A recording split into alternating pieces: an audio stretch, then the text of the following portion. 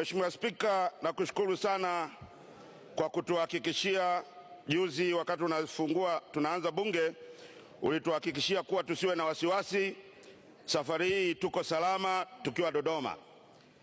Sasa naiomba na executive nao watuhakikishie usalama tunapokuwa kwenye maeneo mengine mbalimbali ya nchi, kwa sababu ni wazi dunia yote sasa inajua wabunge wa upinzani na watu wengine wenye mawazo mbadala hawako salama.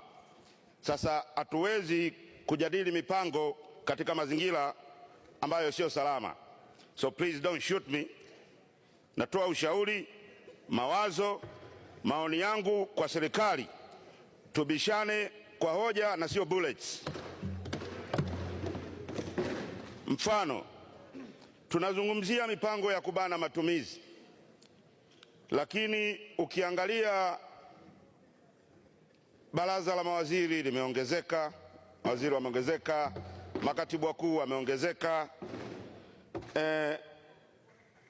viongozi wa kawaida wana ulinzi wa kupita kiasi.